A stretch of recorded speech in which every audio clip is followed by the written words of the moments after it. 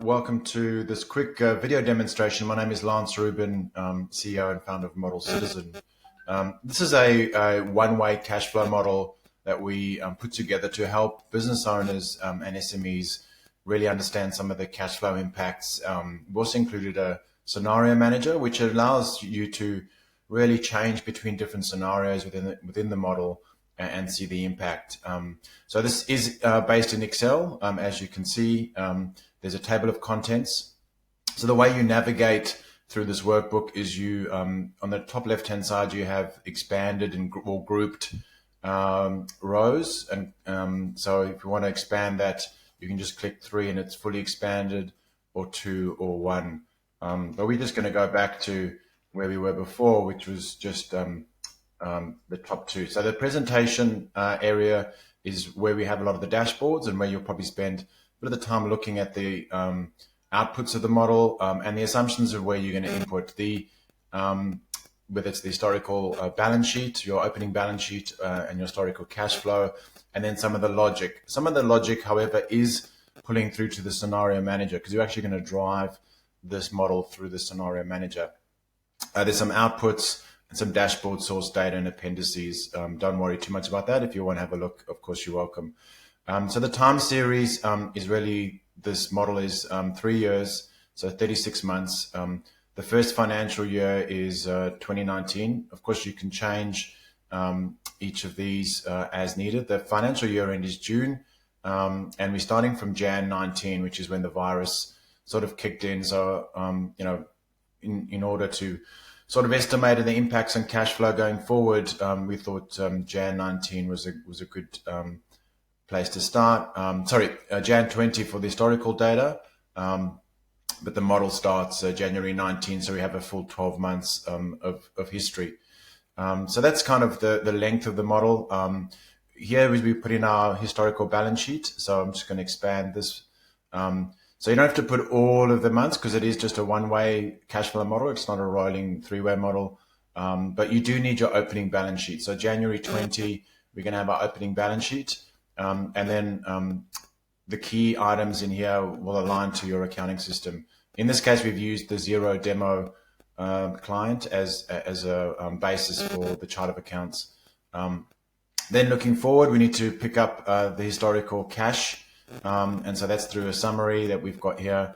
In some cases where we've got the logic, where we can see volume and price, we can put that in.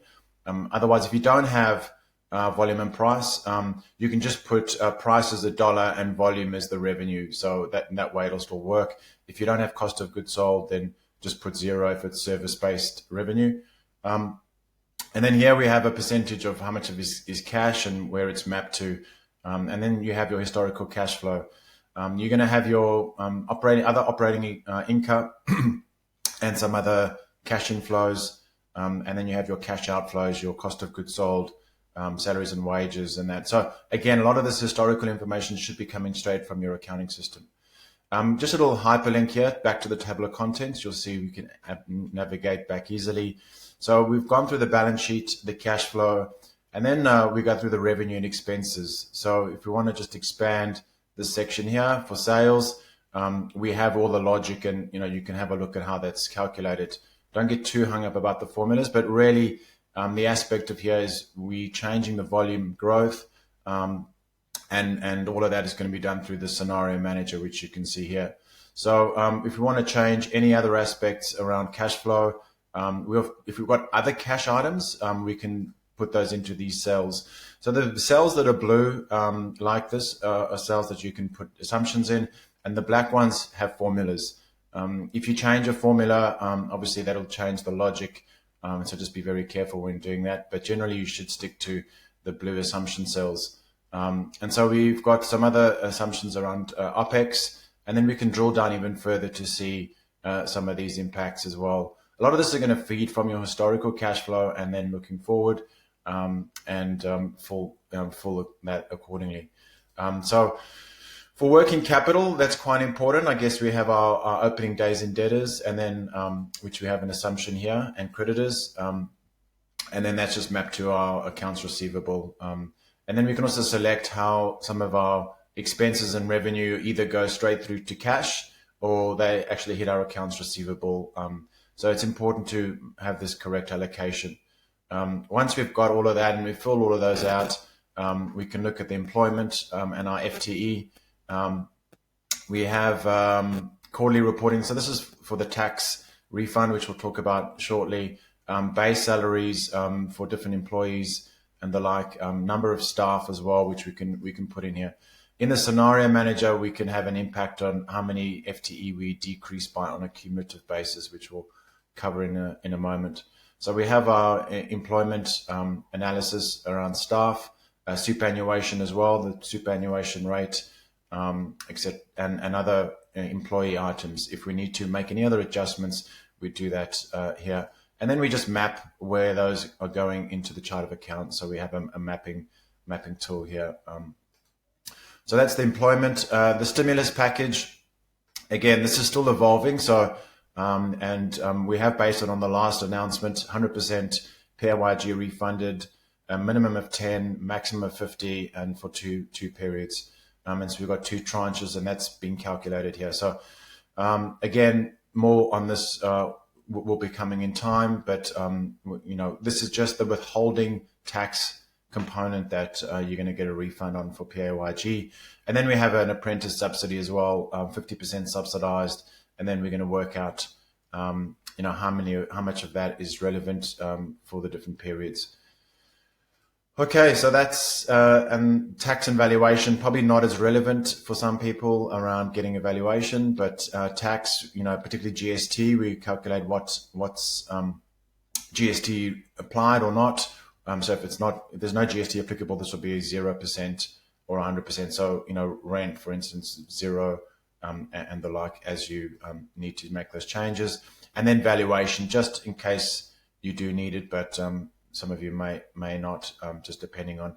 So we have just taken the valuation, and we've got a discounted cash flow here. So that's really applying the formulas, applying the cash flow, applying a discount factor, and there's a multiple for the terminal value to get a net present value at particular dates. So here we can change particular dates when we do the valuation.